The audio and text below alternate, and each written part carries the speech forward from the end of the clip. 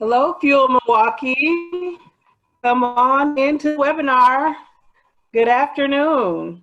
For those who don't know me, my name is Corey Jo Biddle. I'm the Executive Director for Fuel Milwaukee, and this is our first of three in a sort of mini-series we're doing on financial management during the pandemic and during the crisis. We originally planned to, as Fuel in person, have a full-blown financial literacy series this month, and we pivoted to change the content just a little bit and partner with an organization that we thought would bring really great information, sort of rules of thumb that we all can follow and leverage to keep us from panicking and freaking out amidst everything that's going on with COVID-19. I am so pleased to be working with the money management educator. And after I do my quick little love fest, I'll kick it off to Gary to introduce the team. But we have been working for a long time to find partners that our members would trust and that had no agenda other than to provide solid education around finances to empower people to build their own wealth and to effectively manage their investments, assets, debts, etc. And we definitely found that with MME. So with that, Gary, I'm gonna kick it off to you to introduce the team and then have you guys kind of get started here. Great, thanks Corey Jo, appreciate it. So I'm Gary Erickson, and along with me today is Tim Reed. Tim, say hello. Hello. And we have Andrea Berkowitz, who is also on our team. Hi, Andrea. Hi.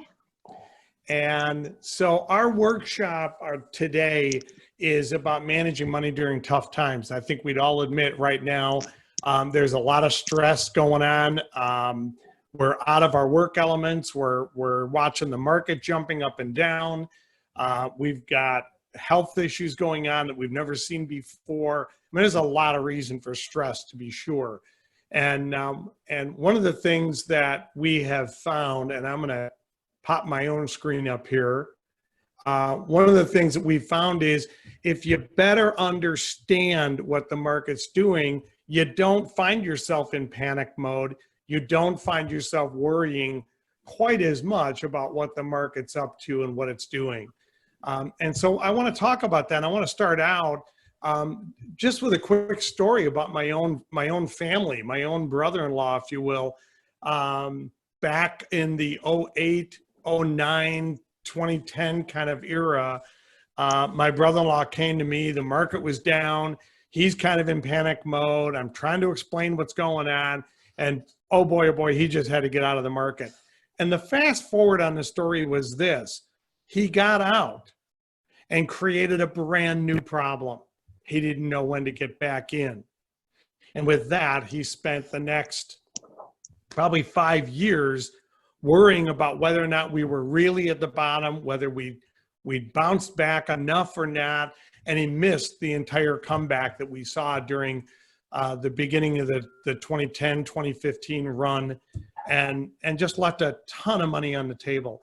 The fact of the matter is emotion is what drives us in our investing. And what we want to talk about today is how not to get caught up in all the emotion of it, but more how to manage the emotion of it. And so with that, just our topics today are really simple.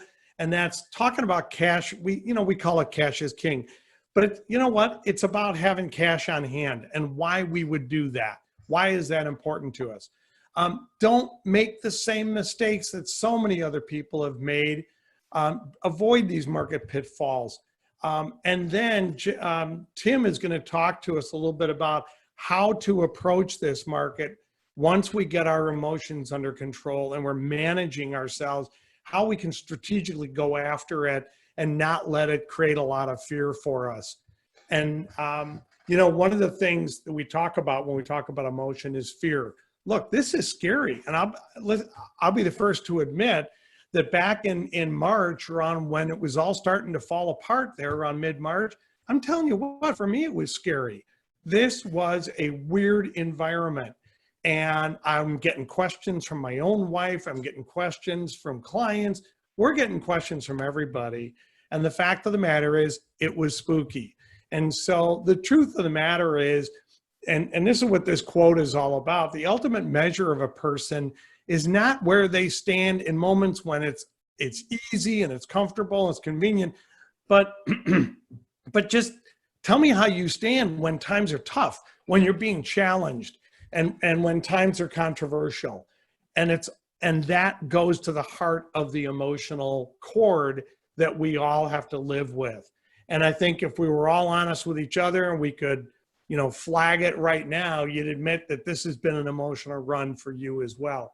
And so the next part of that is to say that the ultimate measure of one's financial health, it's not how things look when everything is peachy. Look, if you looked at your portfolio in January or February, you were at an all-time high. That's not the real value. That's how it looks when everything is awesome. Well, not so awesome right now, but how do things look in the midst of a tempest? How do things look when things are a little bit more difficult? That's the true value of our portfolios. And your portfolio is worth kind of what it looks like today, plus or minus a little bit. That's your true wealth. It's how we manage all those emotions, even excitement, when the market is doing the kind of things that it's doing right now. So here's the deal. If we can tackle this emotional giant, if you will, then we can lay out a plan. So I just want to address like 3 or 4 ideas to see if I can help create some tools or a toolbox for you to reach into when things get a little crazy, that you can step back and say, wait a minute. I'm gonna take this and think it through a little bit. And the first thing that we talk about is cash is king. Step 1. And this is the first key to managing emotion. And we're not saying you got to have a lot of cash around. We're saying have enough cash. And the truth of the matter is, if you had enough money in the bank right now to pay your bills for 4 or 5 months, how would that feel? And I don't know about you, but for me, that would feel pretty confident. I'd feel pretty strong. I'd feel pretty safe.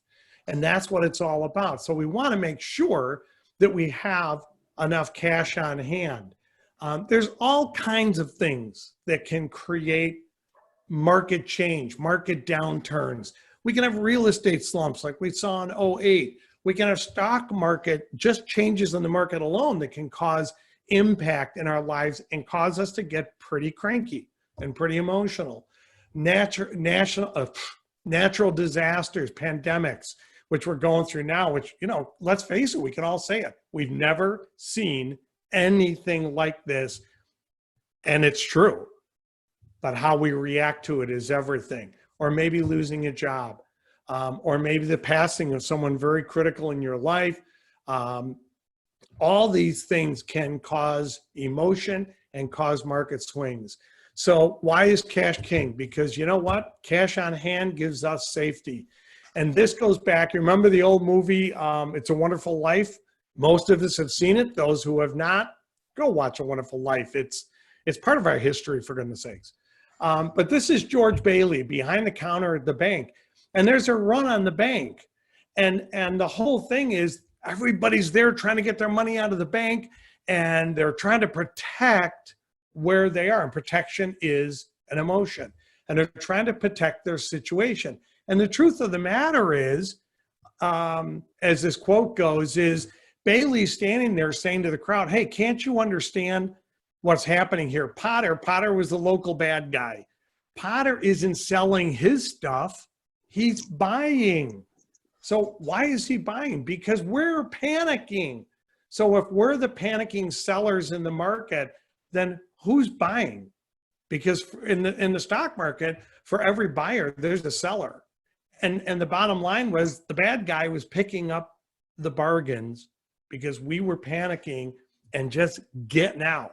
And I'm going to show you a couple things today to try to help stifle that panic a little bit, pull it back in, and get control of how you do your buying and your selling.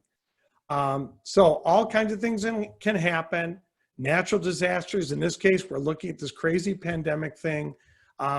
We just got to deal with it, but we're in a better position if we've got some cash on hand. And where we keep our cash is up to you. It's good rule of thumb is have 4 to 6 months of cash on hand. And it's amazing to me right now how many times I'm hearing on the news that people are being laid off, they're losing their jobs, and they live paycheck to paycheck. And I just want to pull my hair out because it's like, haven't we heard that enough times? And you know what? That might be you, but what if you had 4 or 5 months in the bank of bills? You might feel a little safer about it. You might feel a little more stable. Keep in a fireproof safe. My wife, back in the 2000s, when the whole Y2K thing was going to blow up the world, she made sure that we had, get this, $1,000 hidden in the basement, in the rafters, so that we'd have cash on hand so we could buy food or whatever was going to end the world at that time. Whatever works for you. Keep in a checking account, savings account, CDs, money market funds. The surprising one is life insurance. A lot of people don't think about it, but the cash value in a life insurance product is immediate cash you can go after if you really needed it. And it's solid, safe money. It's earning a decent rate of return in most cases, but it's a place to go if you need cash. The one question Tim was asking today, the one question Tim gets all the time is, well, should I just take a loan on my 401k? Well, you can. You could do that if you have a loan provision, but you could do that. But that creates a couple new hurdles. Like, what if you did get laid off? What if you did lose your job after taking a loan? Now you got to get that thing paid back. And if you can't pay it back, now you're going to have taxation and maybe even a 10% penalty, depending upon your age, for pulling it out early. So it's a little bit more of a precarious choice to make, but it certainly is an option out there. Okay, so a couple of things. I just want to show you, this is like a kind of like a YouTube tips and tricks kind of video. Watch out for the mistakes that others have made that came before you. And I think you'll be a little bit wiser, a little bit smarter. So I'd love to have the Q&A come back. I'd love to have you be able to all answer us. But here, simple question, watch this. So what's the average annual rate of return for the S&P 500? And for those that don't know the term, the S&P 500 is an index. It's 500 companies that we keep track of on a regular basis to give us kind of a pulse of the marketplace, just kind of see how the market's doing. So what was the average annual return for the S&P 500 since it started back in 1926 through current day? That was like 92, 93 years. What was the average return? Was it 7.5? Was it 10.2? Or was it 12.1? So if I asked you that, what would you answer? What would you guess? The answer, and most people think it's 7. The answer is 12. The S&P has averaged over 12% for the past 90 some years on average. I mean, that's crazy. That's an enormous rate of return, right? But it means the markets work. Second question, in how many of those 92 years, so that span of time from 26 to today, in those 92 years, how many times did the market actually land between 7 and 10%? So in other words, here's my low watermark 7 and here's the high watermark 10. How many times did the market actually land in between that window of time? 1 year? Did it happen 22 times? Did it happen 57 times? The answer is it happened 1 time. And the message for you, the emotional investor like me, the message is, hey, it doesn't even land between this nice comfortable window hardly ever. So we expect it to be a little bit wilder, a little bit crazier most of the time. All right, last one. Get this thing up here. So in most years, we know that the Standard & Poor's 500 advances, we know that, but which occurs more often? Losses, in other words, the market loses money, or it gains over 25%. So in other words, we've got losses as the extreme low, or we've got 25% return at the extreme high. Which occurs more often? And I think it would surprise you. Most people think that gaining over 25% doesn't happen too much, so it must be losing money. The truth of the matter is they each happen about 24 times. So what's the takeaway from this, everybody? What's the takeaway? The market's erratic, it jumps around, and quite frequently it has losses or it gains over 25%. So expecting calm is not expecting reality. Expect a little bit of chaos and you'll probably be right on. And the second thing we do, we tend to make a mistake on, is we tend to focus in the moment instead of looking big picture. Let me show you what I mean. If I had to pick 1 year and get the best possible return I could, the best possible return in the last 100 years was 61% return in 1 year. Pretty awesome. By the way, I wouldn't mind that every year. The worst down was 39%. So check it out. If I'm in a 1 year window, my worst case scenario could be a 39% loss or a 61% gain. My question for you is, how many of you are going to invest for 1 year and that's it? Nobody. We're all spending time in the market. And the more time you spend, the more time will help soften up your investments, soften up the returns, and keep some of these rough years like right now at bay, and keep them a little bit more modest, if you will. There's 20-year averages. I mean, it really, give it a little bit of time. Look at that. We don't even have an average loss for a 20-year window. That's pretty awesome. And then there's a 50-year window. Let's get that one. Yeah. An average loss, 7% gain. So pretty cool. So we expect volatility, but don't get caught over here. Don't get caught stuck looking at 2000. What year are we in? 2020. Don't get stuck like this is it. It's all over at the end of this year. It's not. There's more coming, and there's more life to be had after this year. So in the last 100 years, I think this is my last one. In the last 100 years, this is a crazy statistic. There have only been 4 times when the stock market has shown losses of 2 years in a row or more. Only 4 times. So check this out. In 29 to 32, the Great Depression, right? We saw 3 years in a row, 4 years in a row of losses. And when it came back big, right? Then we had the World War II. So we had 3 years of losses there. And when it came back 20% high. I mean, that's pretty good comeback. In the 70s, we had the oil embargo. I remember that. Cars waiting in line to get gasoline, right? 2 years of losses in a row.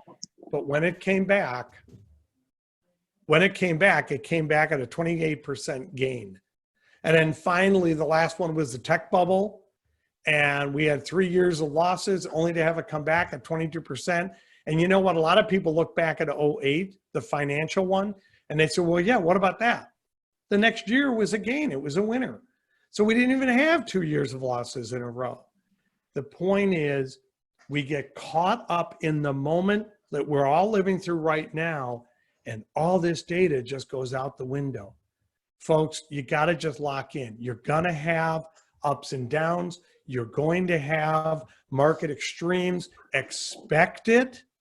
But then, now that you know that that's going to happen, don't make the final crucial mistake that so many others make. And that is they get all caught up in the confidence, the excitement, the exhilaration of the market going up like we've had in the past 3, 4, or 5 years, and you get the guy in the office next to you talking about how he's making a killing in Apple, and the buddy in the cubicle next to you is making a killing in Microsoft, or whatever it is. So what do? You get all wound up, you get all excited, and you jump into the market when it's already too high.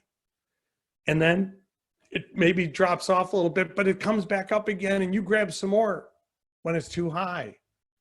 And then what happens? Well, then confidence starts to drop off, and the guy next to me is saying, well, yeah, I'm going to sell my Apple so I can get out of the market. And finally, you get worried, you get concerned enough, and we sell at a low. And we can repeat that. We get all concerned about the market, and the end game is we're buying at the wrong time, we're selling at the wrong time, and we're losing value. Don't make that mistake. The solution is we've got to stay in the game, but we've got to have some strategies, and we've got to have the ability to be able to weather the storm, but we got to know how to do it.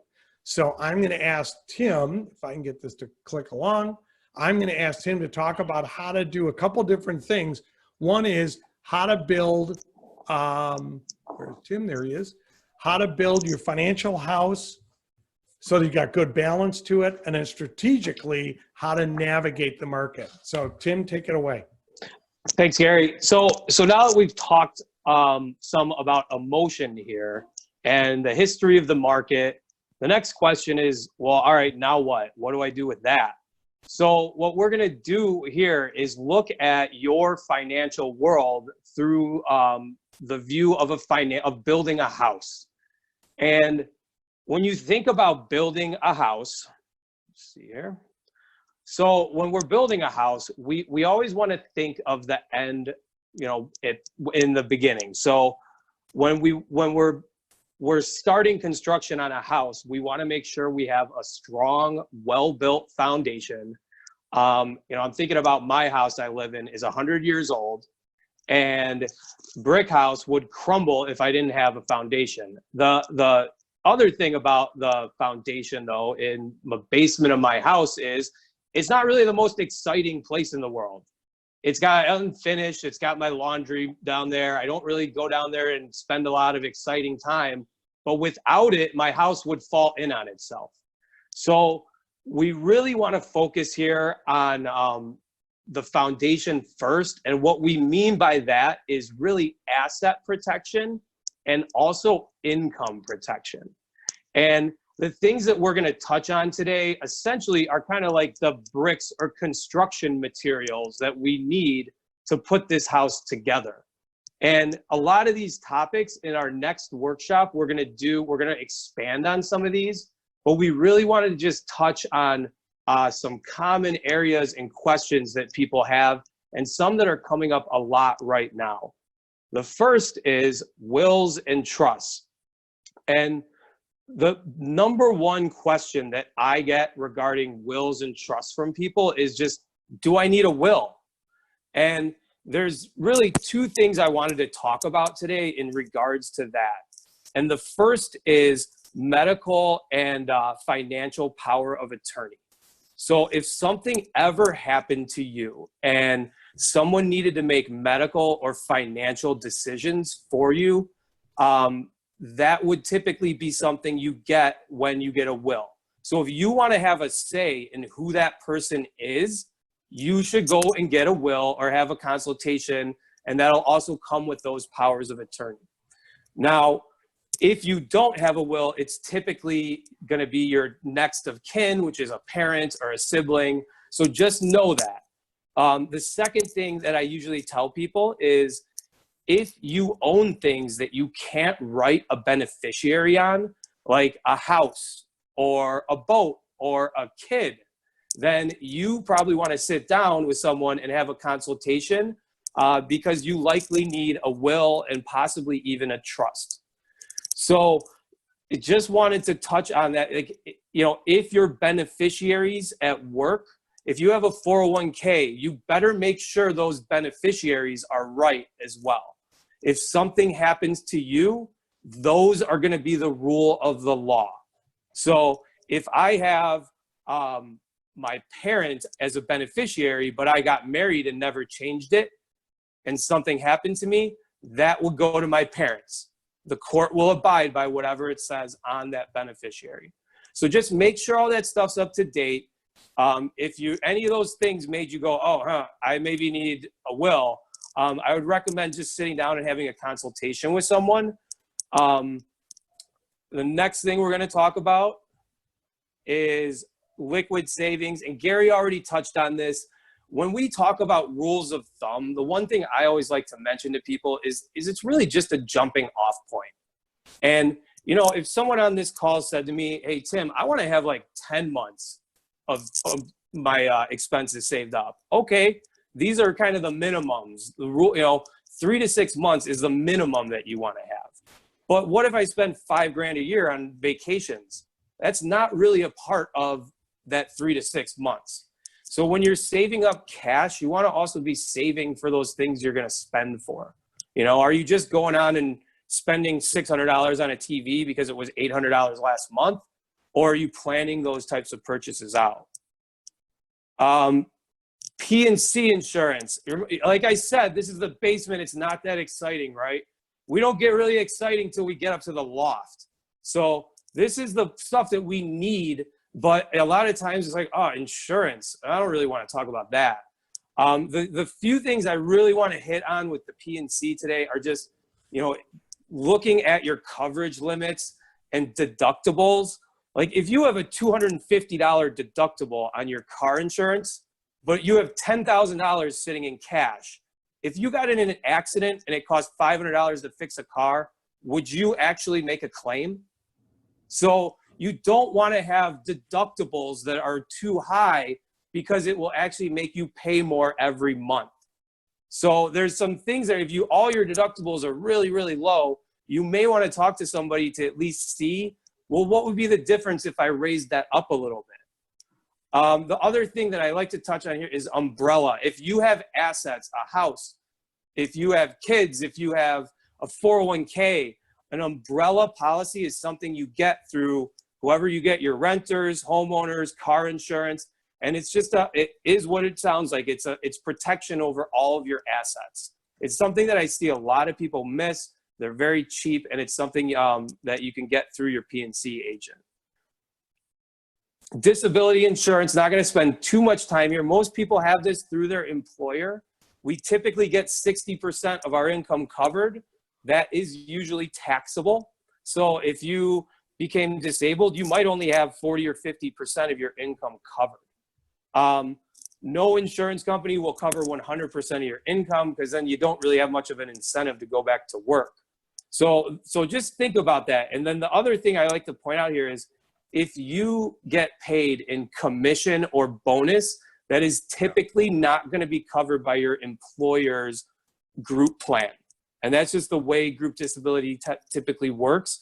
So if any of that stuff said, oh man, that might be me, that would be something that, you know, we'd be happy to also talk about offline if people have questions. Life insurance. So life insurance websites, their traffic is up like 200% right now. It's crazy. A lot of people have questions. The number one thing that I hear from people is like, do I have enough? Or I hear from some people, oh, I'm good. I have it through my employer. Well, you may have some through your employer, but as the two things I want people to think about there is if you ever change jobs, you will not be able to take that policy with you. And your new job may not have any coverage. The second thing is that group policies typically are not large enough to provide that 10 to 20 times income replacement. Most people that Gary and I see when we do these workshops at people's companies, they'll have 1 to 3 times, you know, something like that income replacement at work.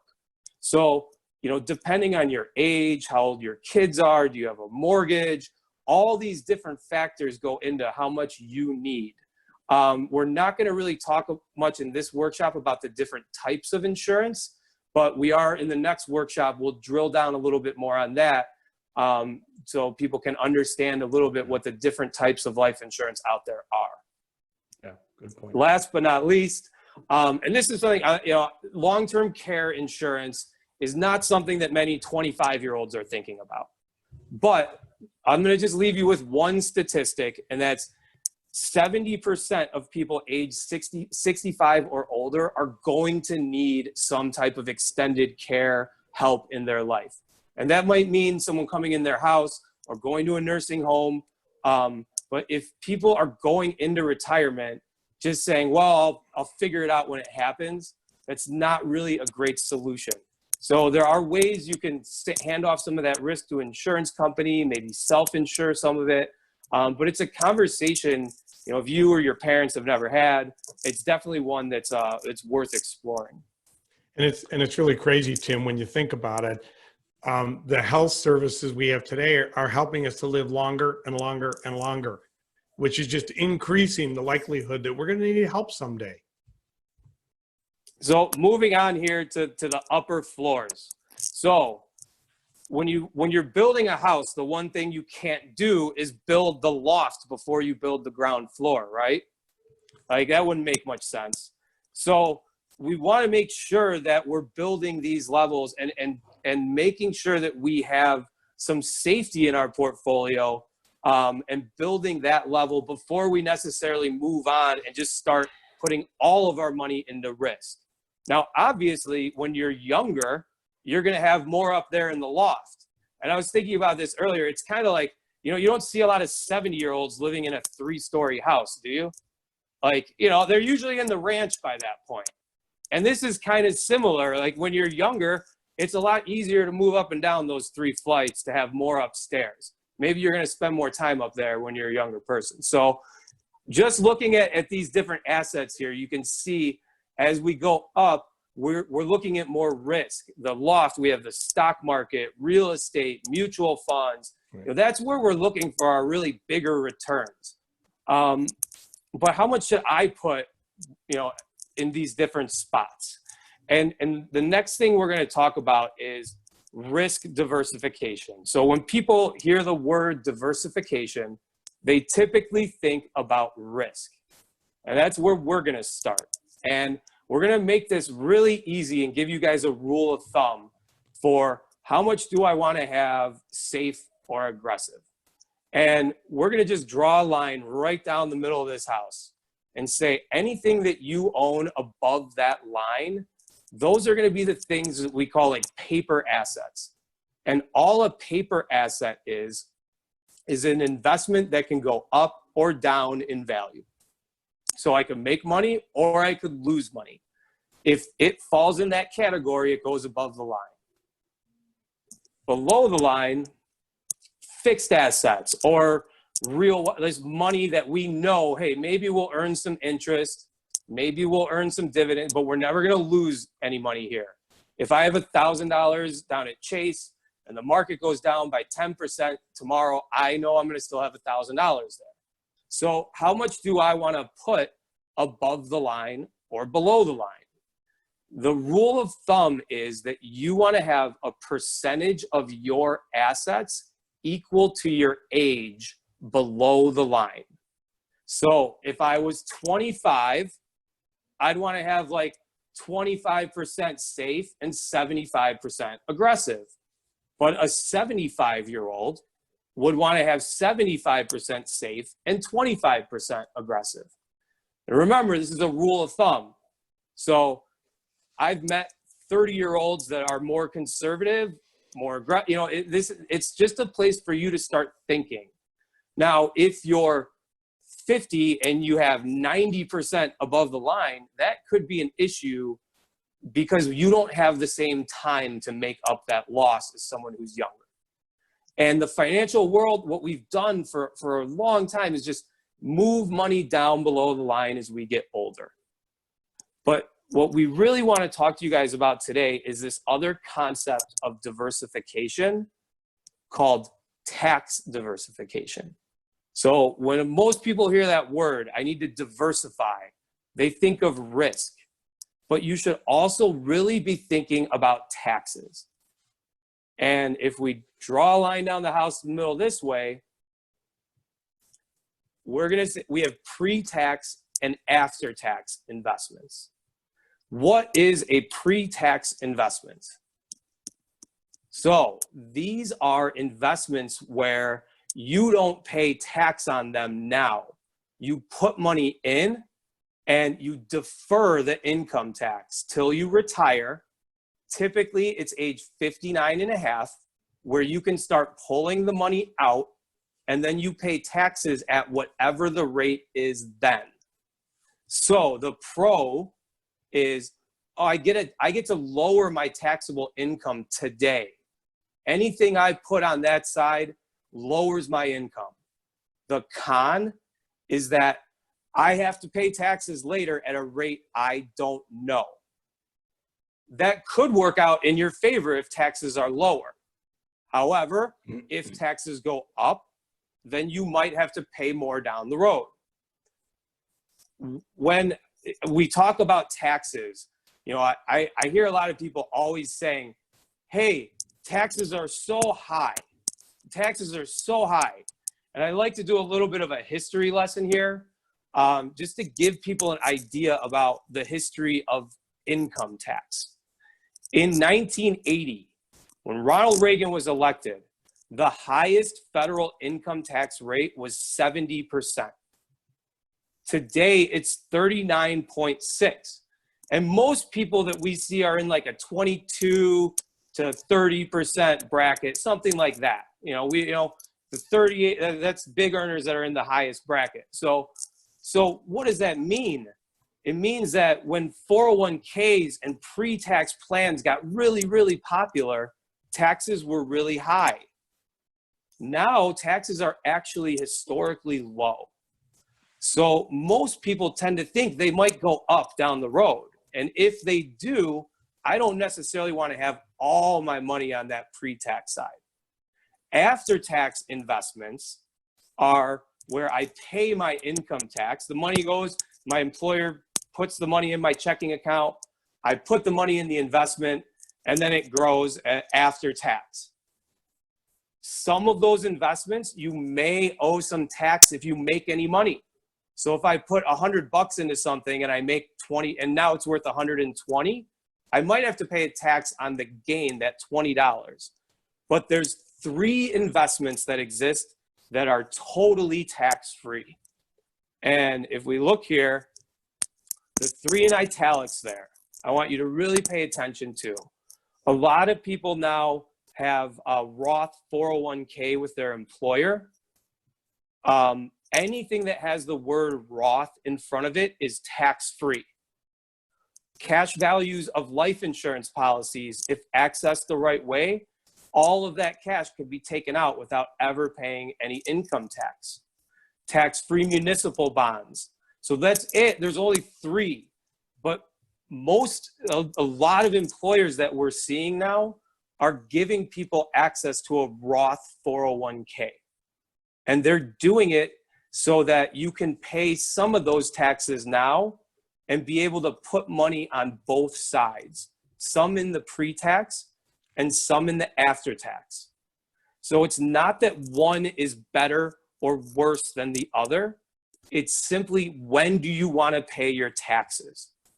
The investments are that can be, if you have a 401k, you're allowed, that has a Roth too, you're allowed to invest in both. So we typically advocate for people to save 50-50 pre-tax and after-tax. However, depending on your situation, your income, that could be a little different. So it's something everybody wants to look at individually. So these are kind of all the players on the board, so to speak, where, you know, everything, any investment has to fit in one of these 4 boxes. And it's a really easy way, if you don't know where your money is or you feel fragmented, to sit down and say, well, is it pre-tax or after-tax? Is it aggressive? Is it safe? And then you get a better idea of where your money actually is. Yeah, I was going to say, so Tim, so let's presume now that we have good balance to our investments, we're balanced tax-wise. What do I do in times like this with my money? How do I manage it? So to that point, let's say you had 3 investments, investment A, investment B, and investment C here. And this is how my money's invested at the beginning of the year. Now I get to the end of the year and this is how my investments look. A, oh man, that one's done really good. B's done okay. C lost me some money. So what do you guys think most people do here? And the answer is nothing. Most people do nothing. And they just continue to just say, well, let's see what happens. The second thing that I see people do quite a bit here is they actually sell C and buy more of A. And what they just did is they bought some stuff when the prices were high and sold some stuff when the prices were low. That's not what you want to do. You don't say buy high and sell low. So what you really want to look at is ideally, we would get everything back. We would sell a little bit of A, buy a little bit of C, and thus sell high and buy low. And this is, if you have a 401k and you own 4 different mutual funds in there, there's an option on most 401k plans to go in and have it do this for you once a year. It's called rebalancing or reallocation typically, but you usually have to turn it on. So make sure that if you do have a plan, or if you have, you know, a bunch of different assets, IRA, 401k, I have all this, you know, some mutual funds, some account grandma set up for me. Well, you know, how do I do it across all of those? And that's something that, you know, like we'd be happy to help you guys, you know, take a look at that too, if you wanted to get some additional information about you personally. So with that, I'm going to hand it back to Gary, kind of wrap things up on this, and then we'll do some question and answer after. Okay, so what do we do now? So this is the part that, you know, of course, what do I do next, right? So a couple thoughts real quick, and then what I want to do is kind of wrap this thing up and give you guys some time to ask some questions. First is put a plan together. Put a plan together. You wouldn't think of taking a vacation and not pulling out a map first and figuring out what your route was going to be. I would encourage you to pull out your statements and map, we call it mapping, map your money. Know where your money is, whether it's pre-tax, after-tax, aggressive, or safe. Check out our website at askmme.org. We've got calculators, we've got little 3-minute videos, all learning tools to help give you kind of a foot up, if you will, on understanding and better familiarizing yourself with the different financial instruments and accounts that you might have. One of the things that we do with all the companies that we work with is, and we're going to do it with you guys with the chamber as well, is we're going to make ourselves available for Zoom meetings after today for next week. So any of you that want to have a one-on-one, we call it a personal education session, because it's part of Money Management Educators, which is a not-for-profit, which means can't sell anything. So it's not a sales thing, it's an educational thing. To come online, meet with us online privately, and you can ask any question you want. As a matter of fact, if I could ask some of you right now, you got an email from Corey Joe that had the attachment in there for today's workbook. If I could ask you all to scroll down to the last page of that, you will see just the words click here. If you would click here and go to the workbook that's online, what we'd like to do is get a little bit of feedback from y'all. 3 questions. I know you can do this, but if you give us a little bit of feedback, we will be smarter for you and do a great job for you. And there's one really important question on there. The first one is, how did you like the workshop? Give us some feedback. And I'm going to zip through this real quick so I can show you the page I'm talking about. So this is the page you're looking for in case you're trying to find it. And the first question just asks really simply, how'd you like the workshop? Would you give us some feedback? We'd like to know that. The second one is the really important one. We're going to do another workshop like this next week. We think we know what we want to talk about. We'd like to know what you want to talk about. And don't take this lightly. It always surprises us what people will mark down. And there's a box at the bottom there if you want to write in your own topic. feel free to do that. We just want to make sure we deliver the content that you want to know about. Thirdly is, do you want to have an offline dialogue? Do you want to have an offline conversation with Tim or myself? Just mark yes or no in this box. And for some of you in the Milwaukee area, by the way, some of you might know us. We've worked with companies like Johnson Controls, Badger Meter, number of engineering companies. And we take this whole workshop model and we actually bring it to your company. And we can do it now. We're doing it online across the country. But we can actually do, once this lockdown is over, we can actually come into your company and do it on site. But the next question on the top right just simply says, would you want to talk about having something like this at your company? And if the answer is yes, or if you want to have a personal education session, then just give us some information to connect with you. We need an email or a phone number, and it'd be awfully nice if we could call you by name. So fill in your name there.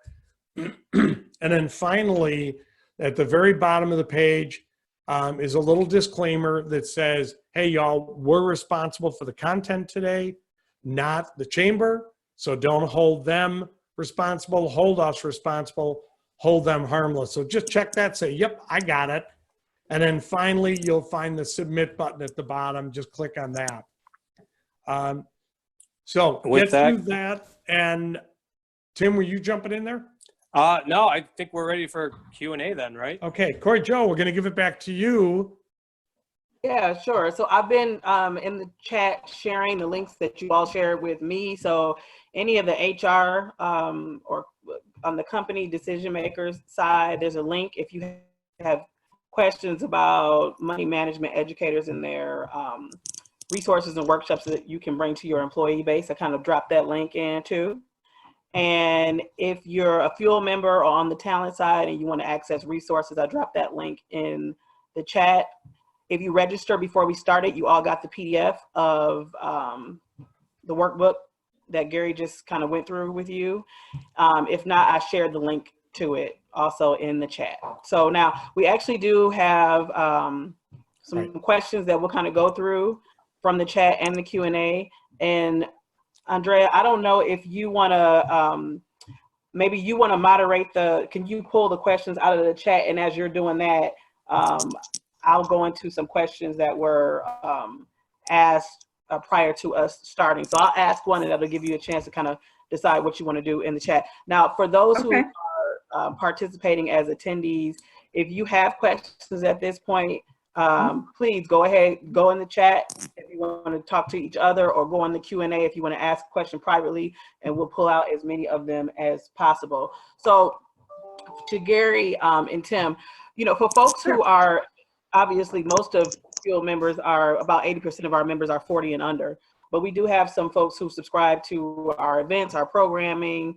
that might be a little bit closer to retirement.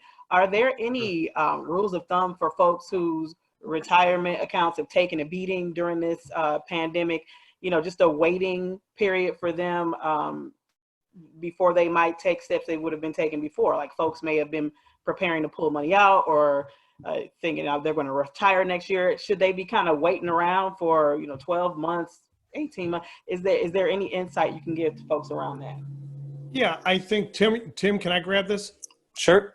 I think probably one of the biggest things is, first off, is just look at your portfolio and take stock of what you have.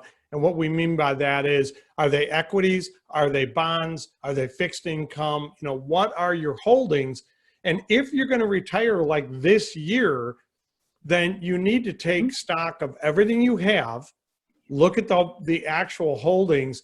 You can actually strategize how to create some income out of your portfolio while you're, quote, waiting for the market to come back.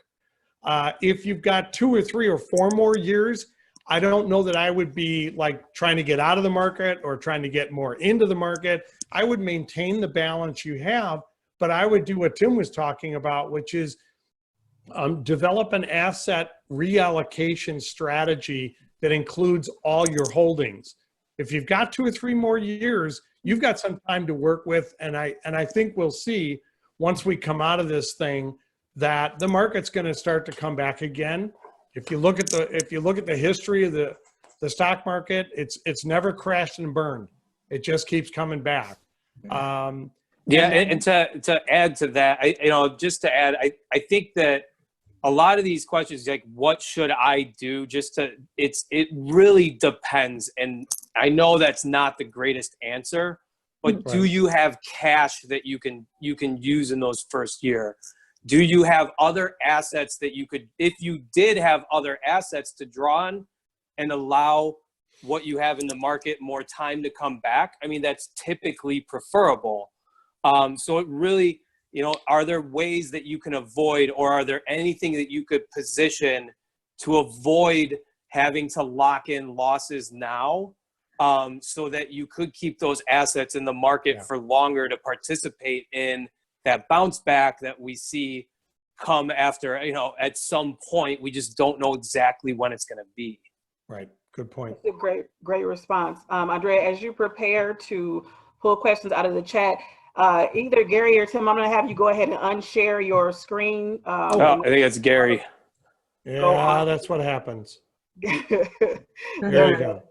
So panelists can look into your trusting eyes as you're giving them all this great. Come to me. Andrea, what are you seeing in the Q&A? So someone had asked if your spouse is considered your next of kin when it comes to. I saw that. Yeah, if you are married, if you are officially married, common law might be a little more, but if you're married, have a marriage certificate, then that's your next of kin. If you're, honestly, if you're asking that question, then you should probably have powers of attorney in place for medical and financial. Just to give you guys one resource, if you're like, man, I might just want a really basic will, powers of attorney, there's a website called LegalZoom, legalzoom.com, and you can typically get that stuff done for like a few $100. So there are some really affordable options there. If you're like, well, I don't know, I might need more. I own a house or something. You might need a trust. And at some point, if you're like, I don't know, my recommendation would be find someone that you can sit down with an attorney and have a consultation. And typically, meeting with an attorney for that type of consultation is free. You're only going to have to pay something if they do some work for you. So if you have questions about that too, that's something that we'd be happy offline, individually to kind of drill down on a little bit more with people.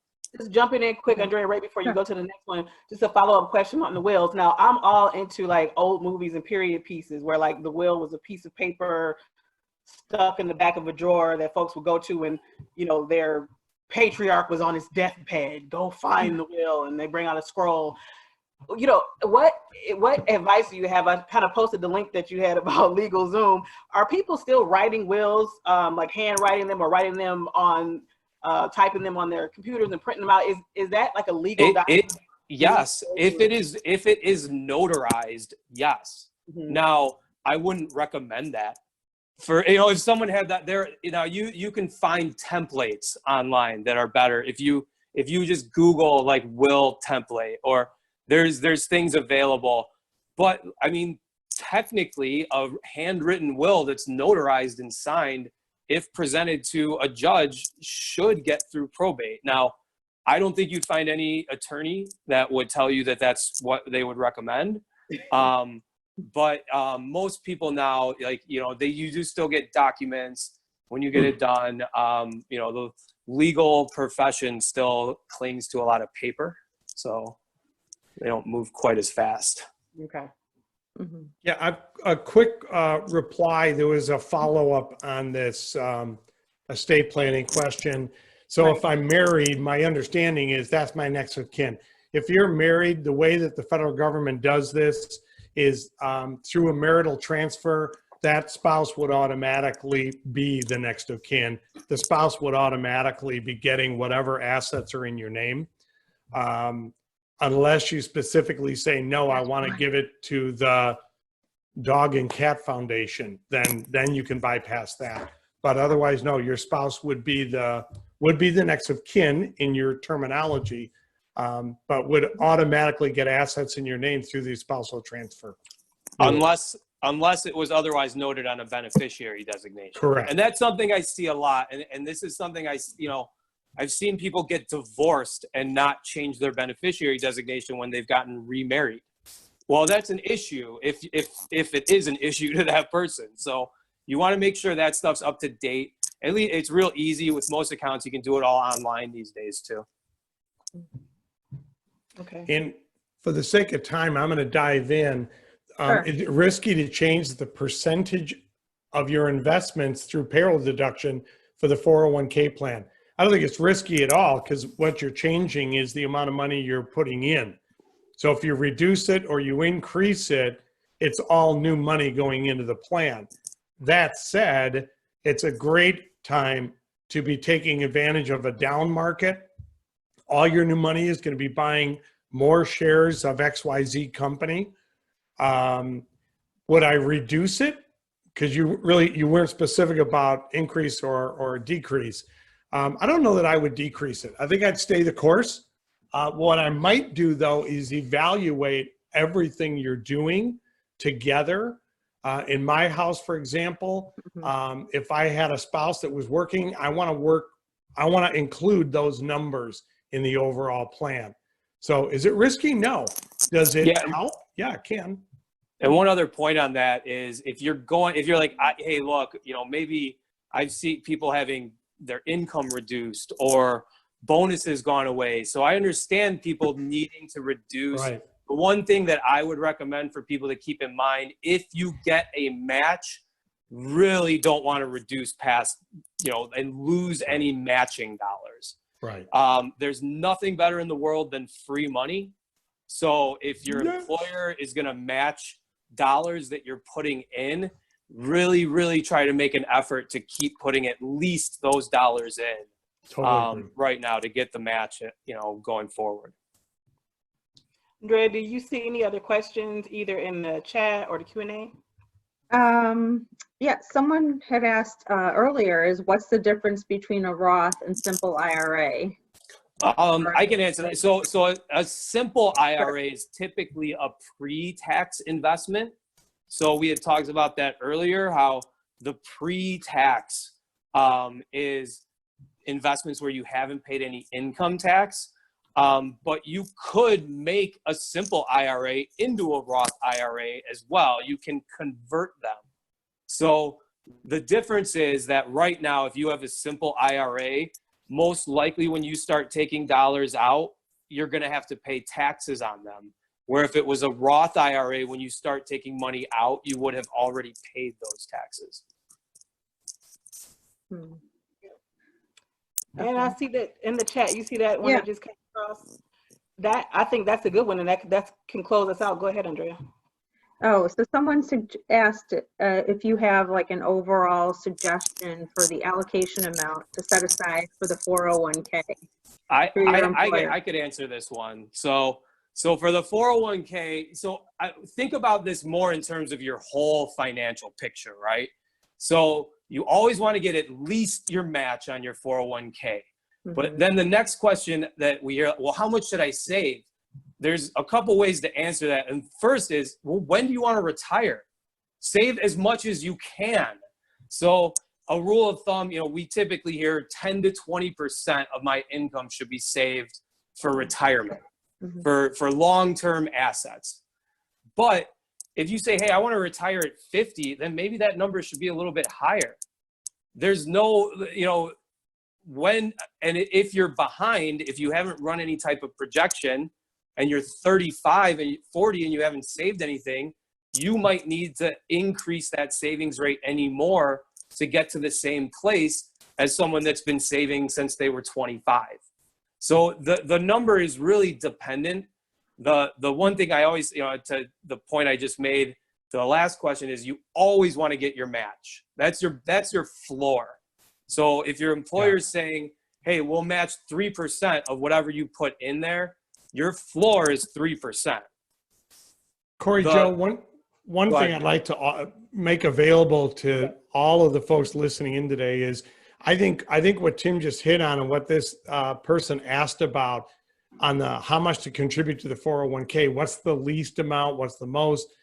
I think the real thing is you need to know what your number is. How much should you be putting away every month into all your investments in your entire household to achieve the goal you're after? Anybody that wants to talk with us after we go offline, just hit that response window and let us know you want to talk. We will sit down and help you calculate that and come up with the hard and fast number you need to be putting away right now. And the loan question takes more time. It's a good question, but it takes more time to answer. Yeah, And I so, think, and I think we like, as I mentioned before, this is the person said, okay, come back, because this is the first three. So the question was for folks who are listening. The question was for a loan: is it better to pay it off faster or just the minimum? And what are the implications to your credit score either way? But we'll have time to talk about that. They can either reach out to you guys and have a virtual face-to-face. And that's another one that, like, just to, like, real quick, I'll give you a little bit of an answer. It depends. Again, can you deduct the interest? What's the interest rate? What other debt do you have? What is the interest rate on those debts? There's a difference between good debt and bad debt. If I have a mortgage that has a 2.8% interest rate that I can deduct, I might not necessarily want to pay that off fast, because that's a pretty sweet deduction on a low interest rate. So do I want to give the bank more money that I can't access if I need it? So there's not all debt is bad debt. So that's, we can kind of end it there, I suppose. Okay, so as we wrap up, kind of tell folks again, and I'll send them links in the follow-up when we send the replay link for this webinar. There are folks in the chat asking and requesting to be able to follow up with you all after we're done talking. How can they do that? What's the best way for them to reach out to you? So let me give you my email fast. You know what? I can type it in the chat. Would that be the easiest thing to do? And, Yes. and we really need some feedback from everybody on this webinar, just to let us know, like, what you're interested in and how we can better prepare for these and answer your questions better, and know the topics, and also know, hey, I would love a complimentary face-to-face virtually. Yeah. So there's my email too. So if you can email me directly too if you have questions, and we could set something up from there as far as like a Zoom call or phone call. Mm-hmm. Follow the link that I posted to the workbook, because the workbook is just a very interesting guide and a complement to everything you learned today. And also it has the information that Andrea and Garrett were talking about, where you can kind of share what you want to learn in the next workshops, and then request private one-on-one attention. Well, listen, Gary, do you have any last words? This was really awesome. You guys have great energy. well, I'd like to think so. I'm not dead yet, so I'm still rocking this thing. No, I think the big thing is just get the information you need. Don't sit back passively. Know where you're headed, and you'll feel so much better about it. And just to clarify, again, the last page of that workbook is where you can click that you want to talk to somebody. They'll be happy, because I know, like, Jim just reached out and said he wanted to ask a question. So just let us know you want to communicate, or email Tim, and we'll be happy to help out, gang. Perfect. This was awesome. So just so you all know, people who have been to the Fuel webinars know Tuesdays and Thursdays are Fuel webinar days. I already know Tuesday we're doing a webinar about all of the big, large-scale events and festivals that have either canceled or rescheduled, and kind of going into what those will reshape into, and what the new normal might look like in terms of large-scale events. And then for the next 2 Thursdays after this, we will be deep into our financial literacy series with the great folks that we're talking to here today. So I'm going to send you a follow-up email with all of this information, and I also have links for the next 2 events.